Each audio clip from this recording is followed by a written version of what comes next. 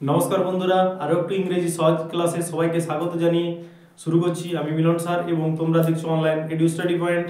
আজ আমরা আলোচনা করব কিভাবে একটা বাক্যকে হ্যাঁবাচক নাবাচক বা প্রশ্নবাচক করা যায় বা লেখা যায় আর কি, অ্যাফার্মেটিভ নেগেটিভ এবং ইন্টারোগেটিভ একসঙ্গে আর কি। তো চলো দেরি না করে শুরু করছি।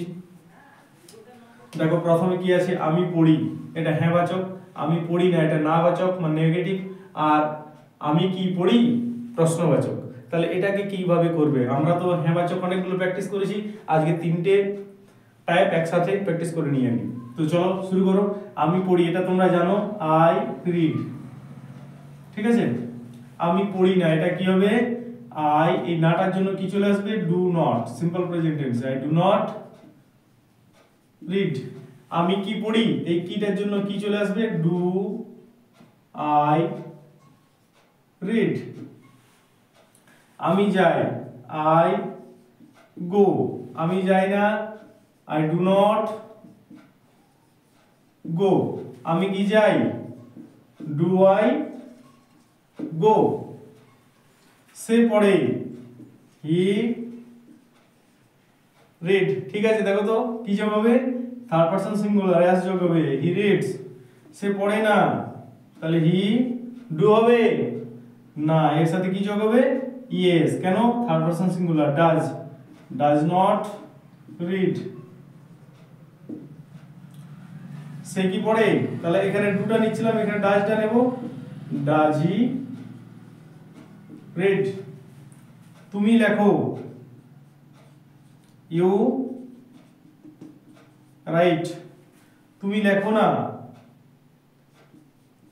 You do not right. তুমি কি লেখো, ডু ইউ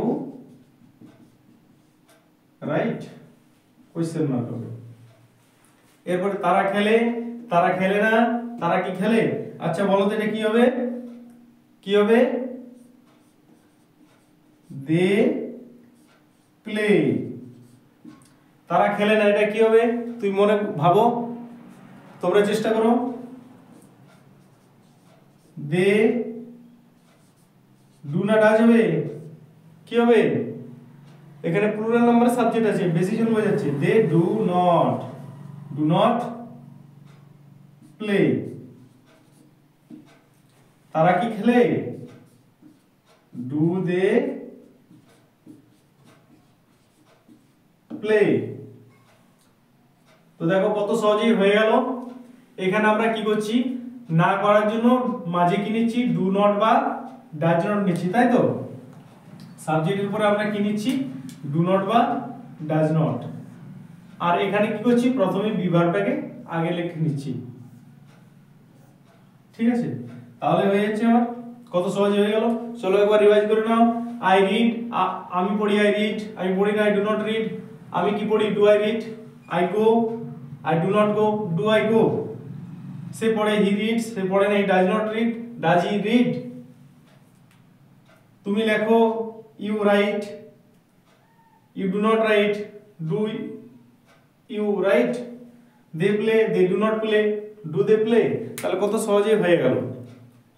যদি ভিডিওটি ভালো লেগেছে প্লিজ একটা লাইক দিও, এবং প্রথমবার দেখলে চ্যানেলটা সাবস্ক্রাইব করে দিও এবং বন্ধুদের মধ্যে শেয়ার করে দিও।